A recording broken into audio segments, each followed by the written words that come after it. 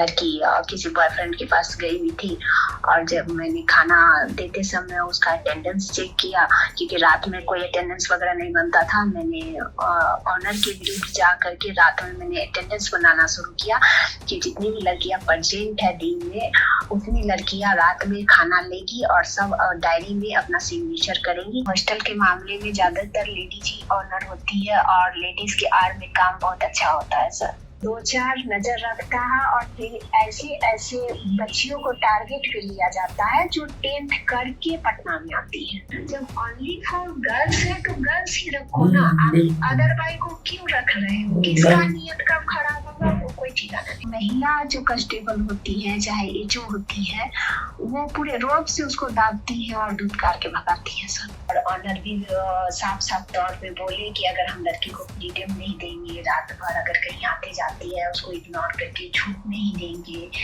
और हम थोड़ा सा आंख नहीं दाबेंगे, अगर कोई बदतमीजी भी करता है तो उसको समझा बुझा करके, तो ये मेरा धंधा है, नहीं चलेगा। मैंने धमकी दिया कि तुम्हारे माता पिता को अभी के अभी मैं कॉल करूंगी। फिर मैंने ऑनर को फोन किया 10 बजे रात में। ये लोग कितना पैसा लेता है ऑनर बाहर भेजने के लिए? सर ये तो मैं ज्यादा दिन काम नहीं कर पाई, मैं ये सब नहीं मैं बता सकूंगी मैं सर, मगर 12 बजे रात में दोनों लड़कियों को पकड़ के लाके मुझे दिया गया। 8 बजे तक आपको हॉस्टल आने का अलाउ है, परमिशन है कि आप 8 बजे तक नहीं आई तब नहीं आए तो उसके बाद अगर उसका वार्डन सही रही तो ऑनर को बोली, उसकी खोजबीन की, उसको धमकी दी कि सर आप बच्ची लाइए या तो बच्ची कहाँ गई उसका पता लगाइए। कौन सा हॉस्टल है बताइए ना हमको, आप आंखों देखी चीज बताइए। बाबू बोलिए जी। तो उसमें करता है क्या, किसी फैमिली को लगा देता है जी। तो उसमें तो फैमिली जब अगर हम रहते हैं तो मेरा फैमिली है तो कोई भी आना जाना कर सकता है। मान लीजिए कि मेरा परिवार अच्छा है जी और मेरे फैमिली में जो भी मेंबर आ रहे हैं वो सबका नियत तो अच्छा ही नहीं होता है। बिल्कुल बिल्कुल। तो ऐसे करके भी वहाँ धंधा चलाया जाता है। जैसे इसमें क्या, जैसे कि अगर मान लीजिए कि हॉस्टल में 50 लड़कियां हैं जी, तो 50 लड़कियां तो अच्छी नहीं होती है, 2-4 उसमें बदतमीज भी होती है, हो सकती है। तो वो 2-4 नजर रखता है और फिर ऐसे ऐसे बच्चियों को टारगेट पे लिया जाता है जो 10th करके पटना में आती है। ये ठीक है। जो 10वीं करके गांव से जो पटना में आती है जी बेटा, वो उसको जल्दी लोग झांसे में लेते हैं, क्योंकि पहली बात तो वो नादान रहती है, दूसरी बात उसके पास समझ नहीं होता है, तो वो लोग जल्दी से वैसे लोगों के लपेटे में आती है। जो थोड़ी मैच्योर हो जाती है, वो समझदार हो जाती है, तो वो लोग उतना नहीं फंसती है। और ये भी बच्ची इसी तरह की इसी एज की है। बिल्कुल बिल्कुल। तो जो हॉस्टल के बारे में बोल रहे हैं वो हॉस्टल कौन सा इलाका है? सर मुन्नाचक का ही हॉस्टल है और हॉस्टल के सारे ऑनर को गोल वगैरह जो इंस्टीट्यूट है उससे वो लोग कांटेक्ट में रहते हैं और जैसे ही लड़कियां वहाँ एडमिशन लेती हैं वैसे ही हॉस्टल ऑनर को वो लोग फोन करते हैं कि उसके पेरेंट्स आए हैं, उसके माँ बाप आए हैं, बच्चा आया है, एडमिशन लिया है, आप आइए और अपने अपने हॉस्टल के लिए उसको कन्विंस कीजिए और ले जाइए लड़की। ये फोन करता है गोल से? जी सर, कि ताकि क्योंकि गोल को भी कुछ कमीशन दिया जाता है उसके स्टाफ को, गोल इंस्टीट्यूट को नहीं सर, जो स्टाफ जो एडमिशन के लिए जाते हैं तो कहीं भी रजिस्ट्रेशन से पहले स्टाफ से बात करते हैं। समझ गया। हाँ, तो स्टाफ ऑनर को कॉल कर देता है हॉस्टल के ऑनर को, और जो हॉस्टल के ऑनर अच्छा स्टाफ को रिश्वत दे देगा उसको ज्यादा ही कॉल आएगा। अच्छा। तो ये सब सिचुएशन होता है सर पटना के हॉस्टल में। तो मेरा कहने का मतलब है कि पत्रकार लोग जो बाहर से सीन दिखा रहे हैं हॉस्टल में, तो किसी का बाप पिता को भाई को अंदर जाने का परमिशन नहीं, उसके माँ को अंदर जाने का परमिशन है, ठीक है मानते हैं। किसी जेंट्स पत्रकार को अंदर हॉस्टल के अंदर जाने का परमिशन नहीं, मगर लेडीज पत्रकार को तो अंदर जाने का परमिशन है। आप बिल्कुल। अंदर जा करके इंक्वायरी कीजिए ना, अंदर से हॉस्टल का सीन दिखाइए कि कोई रेंटर क्यों रह रहा है, मकान मालिक क्यों रह रहा है उसके अंदर ऊपर में, मकान मालिक भी रहता है, उसके यहाँ भी रिलेशन आते हैं, उसके यहाँ भी सर रहते हैं। जब ओनली फॉर गर्ल्स है तो गर्ल्स ही रखो ना, आप बिल्कुल। अदर बाई को क्यों रख रहे हो? किसका नियत कब खराब होगा वो कोई ठिकाना नहीं है। नहीं, बिल्कुल बिल्कुल, वो बात मैंने आज कही भी है कि जी सर। गर्ल्स हॉस्टल में जेंट्स कैसे जा सकता है। और कह देते हैं कि ये जेंट्स मतलब उसमें रूम फ्लैट में दिए हुए किसी रेंटर को, तो उसमें तो सबका जाना है, परमिशन है, अलाउ है। नीचे में ऐसे भी बहुत जगह है हॉस्टल में जहाँ ऊपर हॉस्टल चलता है, ग्राउंड फ्लोर पर नीचे लोग बिजनेस करते हैं और वहाँ 10 लोग जाके जेंट्स लोग बैठता है, वही इंटेंस है, लड़कियों का आने जाने का रास्ता है। तो 10 लोग अगर बिजनेस नीचे में कर रहे हैं, वहाँ पे कोई बिजनेस प्रॉपर्टी कोई डाला हुआ है, तो 10 कस्टमर उस बिजनेस के लिए, उस चीज को देखने के लिए तो आते ही आते हैं, और लड़कियों का आना जाना वही रास्ता है। बिल्कुल बिल्कुल बिल्कुल। उसमें किसकी नियत क्या है वो कोई नहीं जानता है। बिल्कुल बेटा, बिल्कुल। तो सर इन सब बातों को खोलिए, उजागर कीजिए और पत्रकार से रिक्वेस्ट कीजिए कि हम लोग तो सर नहीं पहुंच सकते, इतना गरीब आदमी है, आप तो पहुंच सकते हैं। पत्रकार लोगों के बारे में क्या बोले, समझ में नहीं आता। अंदर का सीन बोलिए, दिखाने सर, क्योंकि मैं भी 1-2 महीने हॉस्टल में काम की थी वार्डन का, और जब मैं डिसिप्लिन सर जब टाइट की ऑनर के विरुद्ध जा करके, तो लड़की लोग भी, जो 2-4 लड़कियां थी जो बदतमीज, वो लोग मुझे बहुत परेशान किए, और ऑनर भी साफ साफ तौर पे बोले कि अगर हम लड़की को फ्रीडम नहीं देंगे, रात भर अगर कहीं आते जाती है उसको इग्नोर करके छूट नहीं देंगे, और हम थोड़ा सा आंख नहीं दाबेंगे, अगर कोई बदतमीजी भी करता है तो उसको समझा बुझा करके, तो ये मेरा धंधा है, नहीं चलेगा। तो मैंने ये काम छोड़ दिया, मैंने बोला कि सॉरी मैं ये काम नहीं कर सकती हूँ, क्योंकि मैं तो डिसिप्लिन से ही चलूंगी, क्योंकि उस हॉस्टल में ना रजिस्टर सही से मेंटेन होता था, ना लड़कियों पर कोई कड़ी स्ट्रिक्ट किया जाता था, लड़की कहाँ आती जाती है उसका कोई खोज खबर नहीं, रात भर गायब रहती है।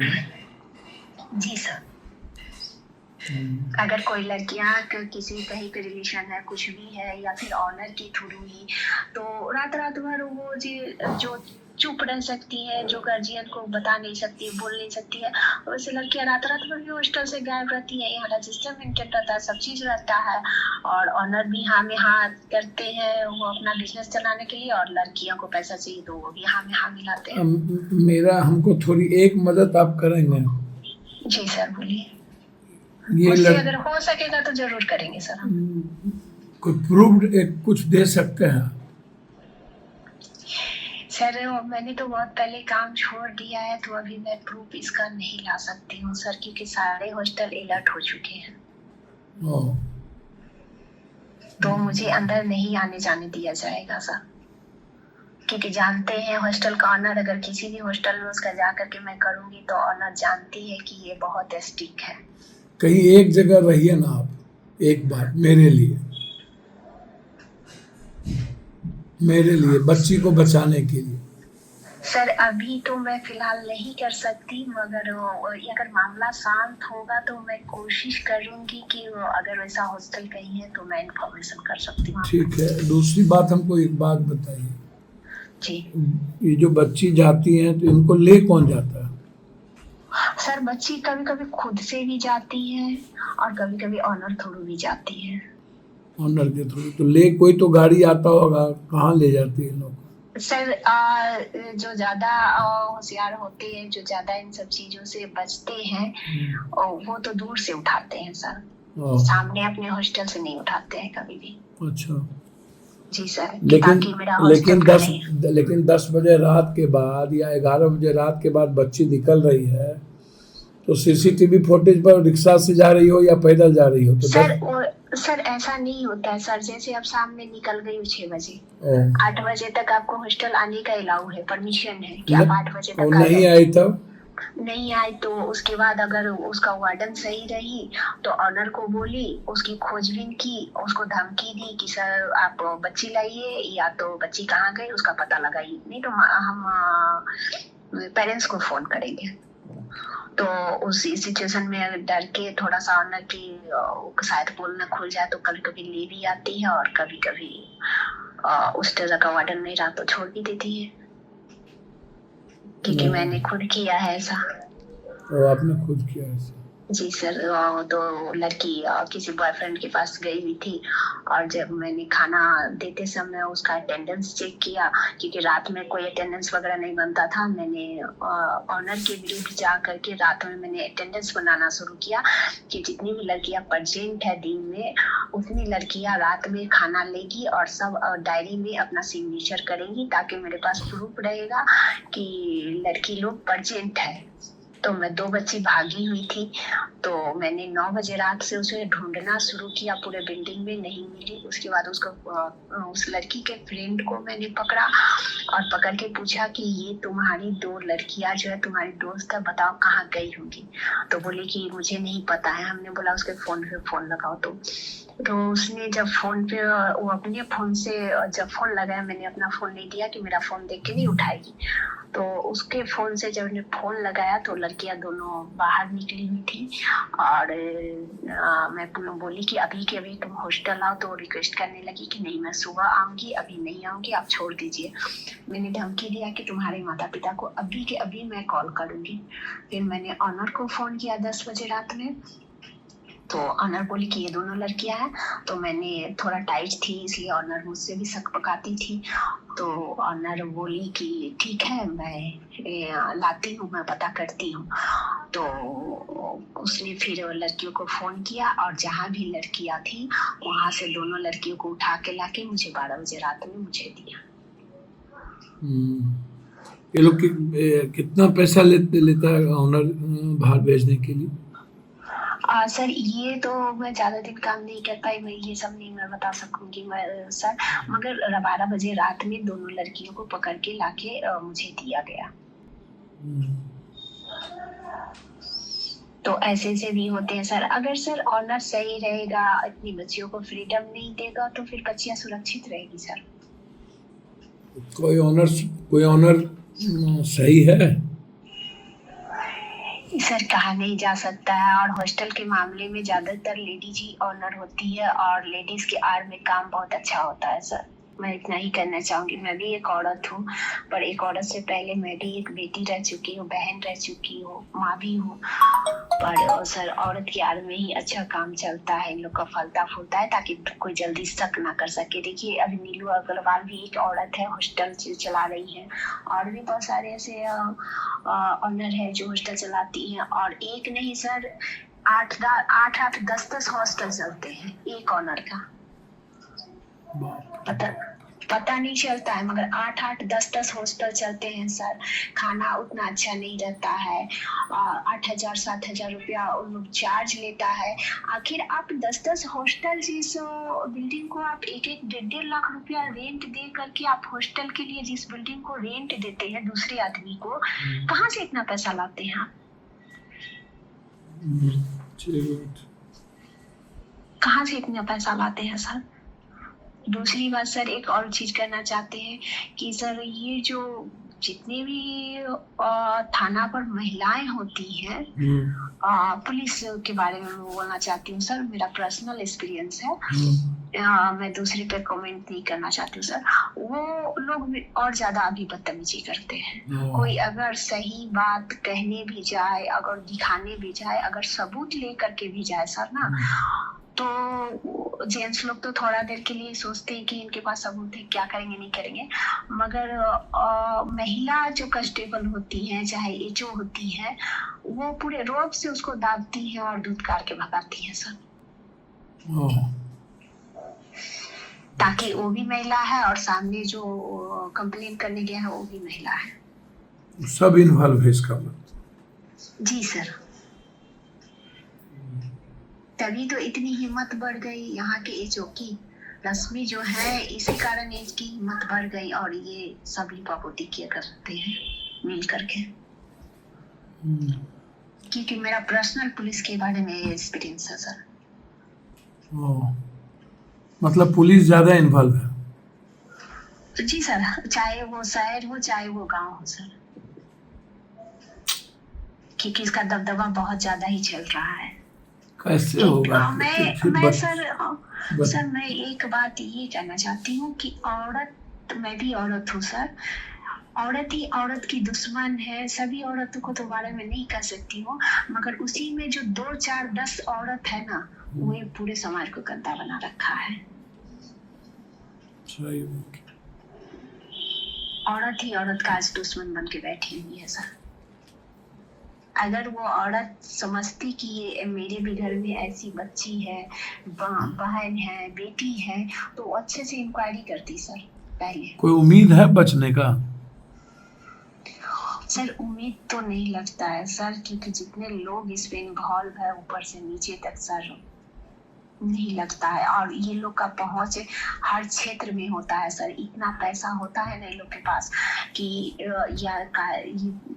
जज हो, वकील हो, एसपी हो, डीएसपी हो, हर क्षेत्र में, या कोई विधायक हो, हर क्षेत्र में ये लोग का पहुंच होता है सर, और सपोर्ट होता है अंदर से सर।